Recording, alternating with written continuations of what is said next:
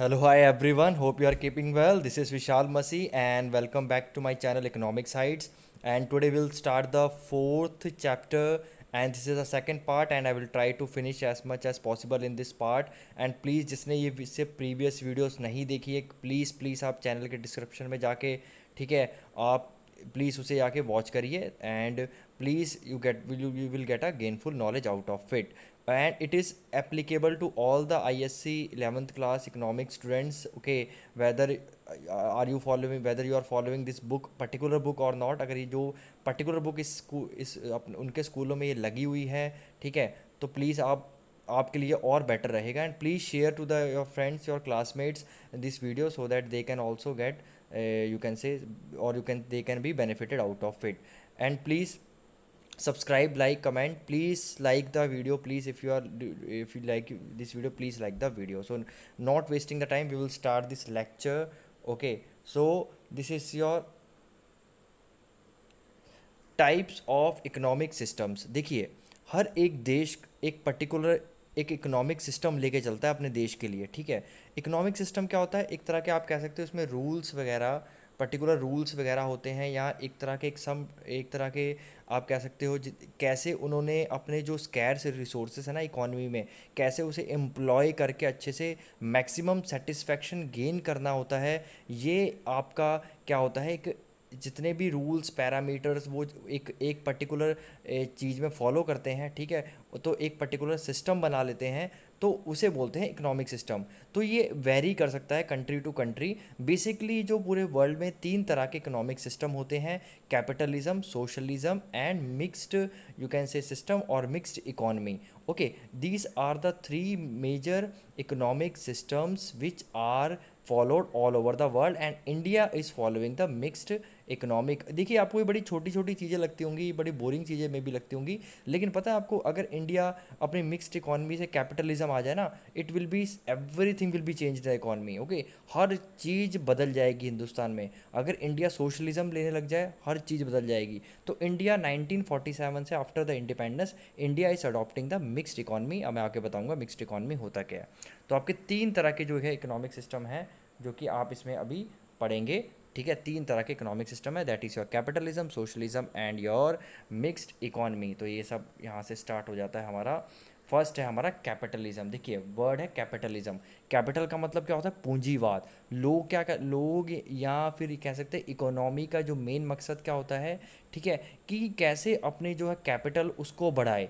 ठीक है, कैसे अपनी जो वेल्थ को उसको बढ़ाए. ठीक है, बेसिकली इसमें क्या होता है जितनी पावर्स होती है ना, देखिए इकोनॉमी में ना दो पावर्स होती हैं, दो फोर्सेस होती हैं बेसिकली. ठीक है, ये आपको पता होने चाहिए. एक होती है डिमांड फोर्स जो सब लोग जो डिमांड जो ख़रीदना चाहते हैं ठीक है, भले सरकार हो आप लोग हो कोई भी हो जो ख़रीदना चाहता है कुछ ख़रीदना चाहते हैं ठीक है वो हमारी डिमांड फोर्स है. और एक सप्लाई फोर्स होती है जो क्या करती है जो चीज़ कुछ प्रोड्यूस करते हैं आउटपुट प्रोड्यूस करते हैं जो मार्केट में आपको दी जाती हैं या आपको सप्लाई की जाती हैं ताकि लोगों की ज़रूरतें पूरी हो सकें. तो बेसिकली दो चीज़ें, एक डिमांड फोर्स एक सप्लाई फोर्स. तो कैपिटलिज्म में पता क्या होता है, ये दोनों फोर्सेस जो होती है ना किसके अंडर जो बड़े बड़े बिजनेस फर्म्स हैं या जो प्राइवेट बॉडीज़ हैं ठीक है, बेसिकली जो बड़े बड़े आप कह सकते हो कि एक तरह के जो एंटरप्रेन्योर्स हैं उनके हैंड पे छोड़ दी जाती है. मतलब एक तरह का क्या कहते हैं फ्री कर दिया जाता है कि कोई भी क्या है जो मर्जी प्रोड्यूस करना चाहे वो प्रोड्यूस कर सकता है. कोई भी क्वांटिटी प्रोड्यूस कर रहा है, अगर उसे ये चीज़ नहीं प्रोड्यूस करनी तो वो नहीं करेगा. ठीक है, अगर उसे जहाँ जहाँ बेनिफिट दिख रहा है वो प्रोड्यूस कर लेगा. ऐसी जो डिमांड साइज़ है इसको भी फ्री कर दिया जाता है कि जो कोई भी कंज्यूमर है वो क्या है कि क्या they are free to buy anything. कितनी भी क्वांटिटी खरीद सकता है, कोई भी गुड खरीद सकता है. तो बेसिकली इसमें क्या होता है एक लेज़र फेयर पॉलिसी कह सकते हैं या आप कह सकते हैं कि it is a policy where the demand and supply forces are set free. कि भैया जिसको जो प्रोड्यूस करना है वो प्रोड्यूस करिए, जिसको जो खरीदना खरीदिए, कोई भी क्वांटिटी कोई भी लिमिटेशंस नहीं होती इसमें. ठीक है, तो ये हमारी क्या होती है नट शेल में आपकी कैपिटलिज्म होती है. तो capitalism economy is economy in which are productive resources are owned by the private individual who use their resources to earn a profits in which the state intervention is minimum so that economic activities are mostly unplanned and uncoordinated. So basically बेटा इसमें आपको क्या होता है in this the capitalism जो economy है ना, इसमें गवर्नमेंट का कोई इंटरफेरेंस नहीं होता, या इनको फ्री ऑपरेट करने दिया जाता है। जितने भी प्राइवेट बॉडीज़ होती हैं, भले वो डिमांड करें, ठीक है, भले वो क्या करें, प्रोड्यूस करें, उन सबको क्या कर दिया जाता है, फ्री कर दिया जाता है, और गवर्नमेंट का कोई इंटरवेंशन नहीं होता उसमें, ठीक है। तो वो होती है हमारी कैपिटलिज्म इकॉनमी। तो इसके ऑब्वियसली बात है, बहुत सारे इसमें नुकसान होंगे, बहुत सारे फ़ायदे भी होने वाले हैं, तो वो भी हम पढ़ेंगे इसमें, ठीक है। तो इसके फीचर्स पढ़ लेते हैं। सबसे पहले देखो, इसका फीचर्स है प्राइवेट प्रॉपर्टी, ठीक है। प्राइवेट प्रॉपर्टी क्या होता है, इसमें इसका मतलब होता है कि जो आपका जो लैंड, फैक्ट्रीज है, रिसोर्सेज हैं, वो कोई भी इंडिविजुअल्स आप ओन कर सकते हैं। आप भी आपने मतलब जितनी प्रॉपर्टी आपको खरीदनी है आप खरीद सकते हैं, जहाँ खरीदनी है वहाँ खरीद सकते हैं, ठीक है। आप अपनी प्रॉपर्टी जो है यू कैन बाय, और द प्रोडक्टिव रिसोर्सेज, जितने भी रिसोर्सेज होते हैं, ठीक है, आपके जितने भी ओन जैसे फैक्टर्स ऑफ प्रोडक्शन होते हैं, land, labour, capital, entrepreneur, you are free to choose anything, okay, you are free to operate basically, ठीक है। आप प्राइवेट प्रॉपर्टी रख सकते हैं जितनी मर्जी आप चाहें, तो बेसिकली आपको कोई रिस्ट्रिक्शंस नहीं रहेंगे इसमें, इस अंडर दिस में, ठीक है। फिर आपका राइट टू इनहेरिटेंस, जो आपकी प्रॉपर्टी है ना, ठीक है, वो आपकी इनहेरिट रहेगी। इनहेरिट मीन्स कि nobody can take from you, okay, the property owned by you can legally pass the property to your next generation. मान लीजिए आपके पास प्रॉपर्टी है, तो आप क्या कर सकते हैं, उसे, आपकी कोई कंपनी है या आपका कोई घर है, कोई भी एसेट है आपका ना, तो आप उसे पास कर सकते हैं अपनी लीगल हायरार्की, जो भी आपका बेटा, बेटी या किसी को भी आप पास करना चाहे प्रॉपर्टी, वो पास कर सकते हैं। लेकिन कई देशों में ऐसा नहीं है। अगर आपकी प्रॉपर्टी है तो वो आप बिना गवर्नमेंट की परमिशन से मे बी, या गवर्नमेंट ही आपकी प्रॉपर्टी आपके आप कह सकते हैं जो कि आपका बाद में उसके अंडर आ सकती है, या आप कह सकते हैं दायित्व, जो भी कहते हैं हिंदी में, वो उसके क्या कह सकते हैं, उसके अंडर आ जाती है, या गवर्नमेंट जिसको चाहे उसको ही आप दे सकते हो। ऐसे कई इकोनॉमीज़ में आपके रिस्ट्रिक्शंस हैं, दो बहुत कम रह गए हैं, लेकिन स्टिल देयर आर। सो इसमें क्या है, फ्री है, आप यार राइट टू इनहेरिटेंस मीन्स आप आराम से अपनी जो प्रॉपर्टी उसे पास कर सकते हैं।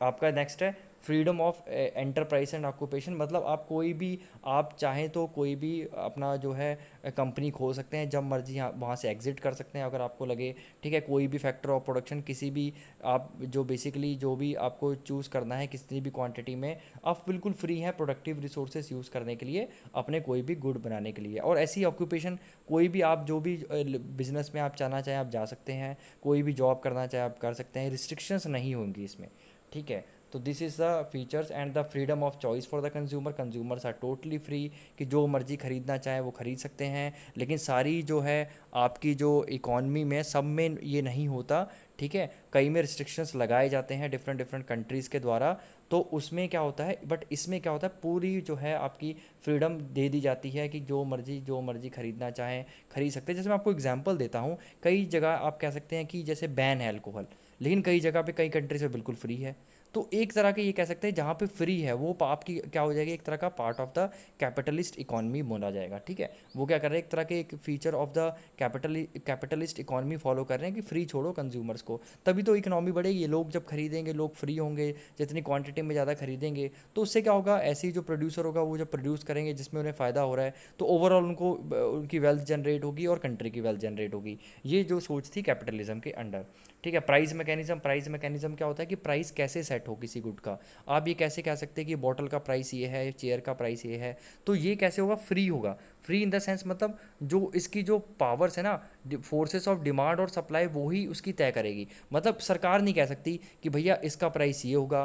प्राइस मैकेनिज्म के अंडर मतलब जो प्राइस होगा वो फ्री होंगे, कोई भी जो कंज्यूमर है वो अपने प्राइस पे खरीद सकता है, और प्रोड्यूसर है वो अपने प्राइस पे बेच सकता है। तो बेसिकली एक तरह के दोनों जो फोर्सेस है फ्री हैं अपना अपना प्राइस जो है सेट करने के लिए, ठीक है। गवर्नमेंट का इंटरफेरेंस नहीं होगा इसमें। तो ये आपका है प्राइस मैकेनिज्म इसके अंडर, ठीक है। प्राइस मैकेनिज्म में यही है, जो कि एडम स्मिथ ने इसको क्या बोला था कि इनविजिबल हैंड। देखिए एडम स्मिथ जो है इसको, ये जो कैपिटलिज्म को बहुत प्रमोट करते थे, ठीक है। इनको क्लासिकल इकोनॉमिस्ट भी बोला जाता है। क्लासिकल इकोनॉमिस्ट जो कैपिटलिज्म को प्रमोट करते थे, they are called the classical economist. जो एडम स्मिथ जो फादर ऑफ इकोनॉमिस्ट थे माने जाते हैं, वो एक इसमें से एक प्रमुख क्या क्या क्या क्या क्या है आपके, एक क्लासिकल इकोनॉमिस्ट है। वो कहते हैं कि इनविजिबल हैंड छोड़ो। इनविजिबल हैंड मतलब अब फ्री छोड़ दो अर्थव्यवस्था को, बेसिकली आप कैपिटलिज्म को अडॉप्ट करो, ठीक है। ये उनका मानना था, ठीक है। उसके बाद इसमें कंपटीशन होता है, yes competition is there, okay there is a competition, obviously बात है, डिफरेंट डिफरेंट जो है आपकी कंपनी से जब मर्जी इसमें आ सकती है, कोई रिस्ट्रिक्शंस नहीं है ना। मान लो ये कोई कोई भी चीज़ प्रोड्यूस कर रहा है तो उसके उसको हमने कोई रिस्ट्रिक्शंस नहीं कर रखी, तो डेफिनेटली बहुत से लोग आएंगे, बहुत से लोग जाएंगे, तो वहाँ कंपटीशन रहेगा उस मार्केट में। तो इसके अंडर ये था कि competition, there will be a competition in the, you can say, this type of economy, okay. तो I hope it is clear to you, ज़्यादा नहीं। और इसमें ये बहुत इंपॉर्टेंट है, 7th point, that is profit motive. तो profit motive is a integral part of the capitalism. इसमें मेन मकसद क्या रखा जाता था, ज़्यादा से ज़्यादा वेल्थ जनरेट करना। ज़्यादा से ज़्यादा वेल्थ जनरेट कैसे होगी आपकी, कि ज़्यादा से ज़्यादा जो कंपनीज़ हैं, जो अपने जो कंज्यूमर्स हैं, जो भी मतलब एंटिटीज़ हैं ना, जितने भी इंडिविजुअल्स हैं इकोनॉमी में, सब फ्री हैं, और वो किसके लिए काम कर रहे हैं, अपना प्रॉफिट मैक्सिमाइज़ के लिए काम कर रहे हैं, ठीक है।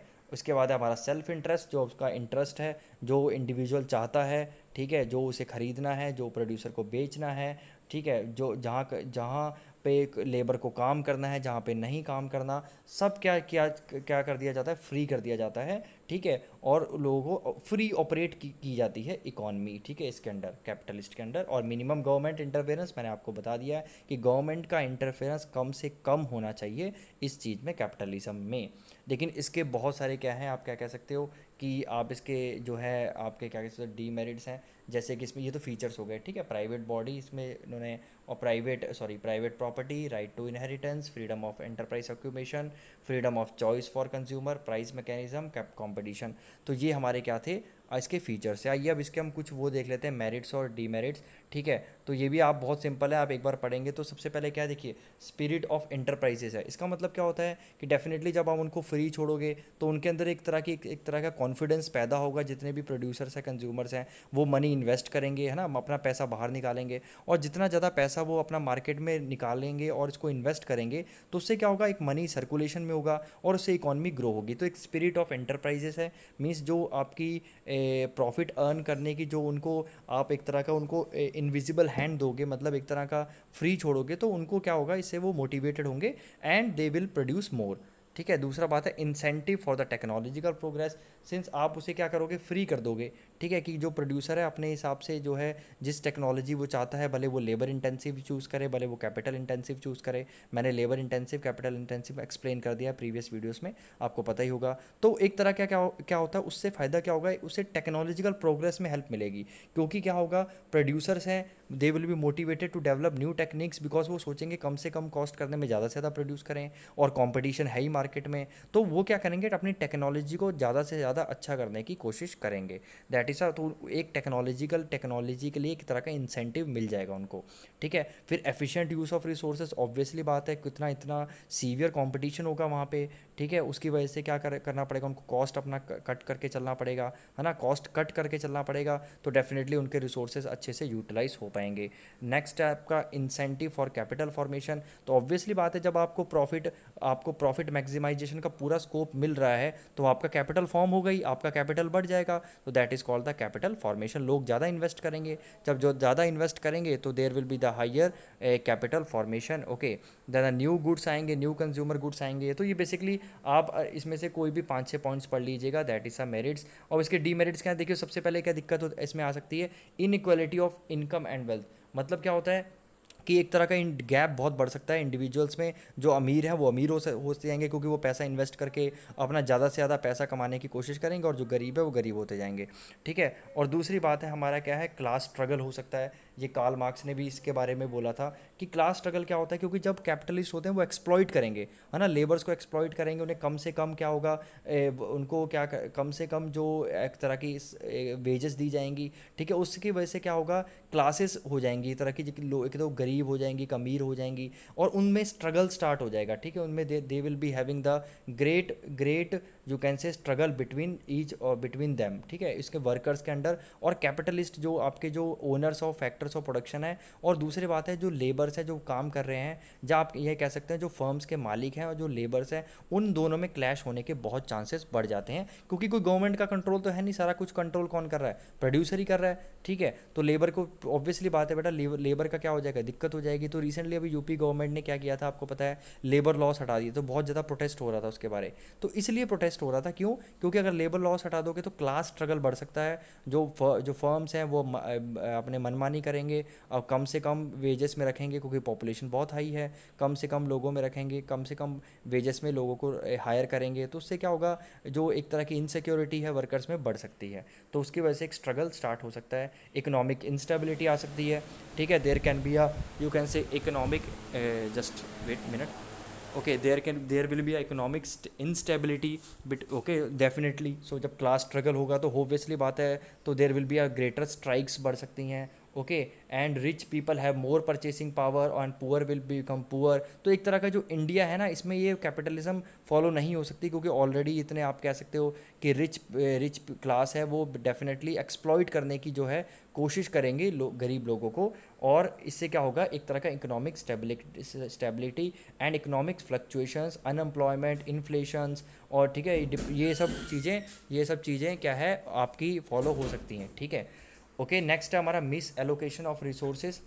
Miss allocation of resources means the capitalist economic, since they are free to use the resources. देखिए, एक तो वो हो सकता है कि उसे एफिशिएंटली यूज़ कर लें, ठीक है, एक ये भी हो सकता है कि कई जो कैपिटलिस्ट होंगे मे बी, या कई ओनर्स होंगे जिनको अच्छे से स्किल्स पता नहीं होंगी रिसोर्सेज के लिए, और वो फ्री होंगे, तो definitely there is a possibility that the productive resources for the they can be waste also, या फिर वो क्या करेंगे, जो अपने रिसोर्सेज है बस उसी के लिए प्रोड्यूस करेंगे, लाइक रिच क्लास सोसाइटी, या फिर रिच पीपल के लिए, या अमीर लोगों के लिए। ठीक है, so such allocation of resources are undesirable from the view point of society. तो वो चीज़ें सही नहीं है कि आप एक इकोनॉमी में जो अपने रिसोर्सेस है बस सिर्फ किसके लिए, लग्जरी या कंफर्ट के लिए यूज़ कर रहे हो, या सिर्फ आप क्या कर सकते हो कि मतलब नेसेसिटीज़ के लिए नहीं कर रहे हो, या सिर्फ नेसेसिटीज़ के लिए ही कर रहे हो। तो डेफिनेट एक अपने रिसोर्सेस होता है सबके लिए, आपको ऑब्वियसली पता है कि एक तो सबके लिए आपको प्रोड्यूस करना होता है, तो वहाँ पे यहाँ पे दिक्कत आ सकती है।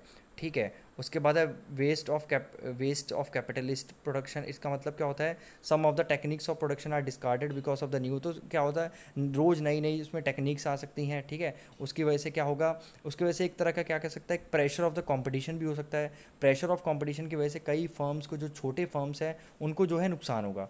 ठीक है, consumer also discard many consumer goods like car with new models are manufactured because of the status symbol. ठीक है, ओके, तो due to the when the competition will increase, तो कंज्यूमर्स में क्या होगा, एक तरह का स्टेटस सिंबल आएगा, they will want to buy the cars with the different brands. तो उसकी वजह से क्या होगा, तो जो कंज्यूमर गुड्स है, जो छोटे गुड्स हैं, उसे वह क्या करेंगे, डिस्कार्ड करना शुरू कर सकते हैं, जो कि गरीब लोगों के लिए सही नहीं है। फिर क्या है, producer go for excessive advertisement in order to push the sales, this lead to the increase of the cost of production. और आपको पता है जब बहुत ज़्यादा कॉम्पिटिशन होगा, आपको पता है कैपिटलिस्ट मार्केट में, तो उसमें क्या होगा, उसमें एक चांसेस है कि एक तरह का आपका जो कॉस्ट ऑफ प्रोडक्शन बढ़ सकता है, क्योंकि आपको बहुत, जब भी देखिए आपका कंपटीशन होता है ना मार्केट में, तो बहुत चीज़ें जो है आपका एडवर्टीजमेंट का कॉस्ट बहुत ज़्यादा आपको पड़ेगा। ठीक है, तो last point is plant capacity remains under utilise due to the cut throat competition. तो उसकी वजह से एक तरह का नेगेटिव इफेक्ट भी हो सकता है कट थ्रोट कंपटीशन का, कि जो प्लांट की कैपेसिटी है वो अंडर यूटिलाइज हो सके। ठीक है, देखिए इसके दो सिक्के के दोनों पहलू हैं, तो दोनों डिस्कस कर रखे हैं। ठीक है, आप बोलोगे सर उसमें तो ये भी बोल रहा था कि पॉजिटिव साइड भी था इसका। देखिए, एक सिक्के के दो पहलू हो सकते हैं, ये ज़रूरी नहीं है कि सबके साथ वो सेम चीज़ फॉलो हो, तो वो इन्होंने डिस्कस की है। ठीक है, और आपका है एमर्जेंस ऑफ मोनोपोली पावर, ये बहुत इंपॉर्टेंट है।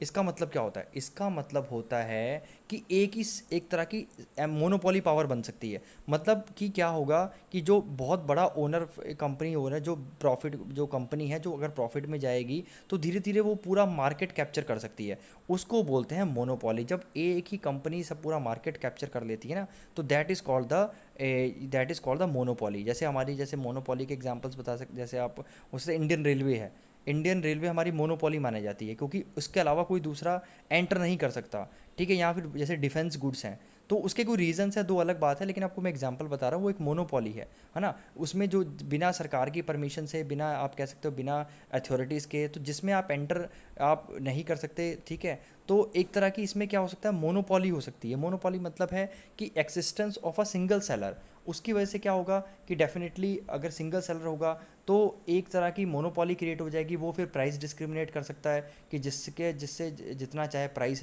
या लोगों को लूट सकता है ना। तो एक तरह का जो एमरजेंस है मोनोपोली पावर, क्योंकि कोई कंट्रोल करने वाला है नहीं, है ना, कोई बहुत ज़्यादा कंट्रोल करने वाला कोई है नहीं पावर, एक्सटर्नल पावर। तो basically monopolist firms are exploiting the consumer by charging the higher prices. तो definitely they will charge the higher prices because they are the free to they are free to operate, okay, they are free to operate, sorry. Then neglect of social welfare, एक तरह neglect of social welfare है। Capitalist जो है वो definitely वो है क्या करते हैं, इनकम को और जो प्रॉफिट मैक्सिमाइज को जो है पूरा ज़्यादा ध्यान देते हैं, तो मैक्सिमम तो उससे की वजह से क्या होता है, सोशल वेलफेयर बिल्कुल नहीं होगा। ठीक है, डोमिनेशन ऑफ इकोनॉमिक वैल्यूज़। ठीक है, capitalist economic system has promoted materialism. इसमें क्या होता है, मनी पे ही ज़्यादा फोकस किया जाता है।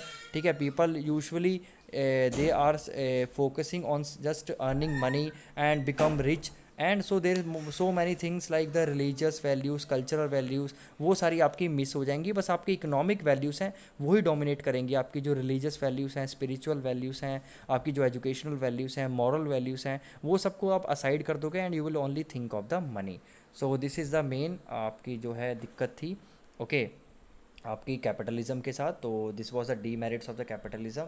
सो we can just revise again, that is inequality in income and wealth, caste struggle, class struggle, income instability, misallocation of resources, wastage of capitalist production, emergence of monopoly power, neglect of social welfare and domination of economic values। तो आज हम इतना ही पढ़ेंगे। आज मैंने पूरा capitalism आपका basically पूरा क्लियर करा दिया होगा आपको। I hope it is clear to you and please like the video if you like this content and please study it well. आप इसे पढ़ाई करिए, ठीक है, आपको ईजिली समझ में आएगा। Take the interest and it will be, everything will become easy for you, okay? So God bless you, take care.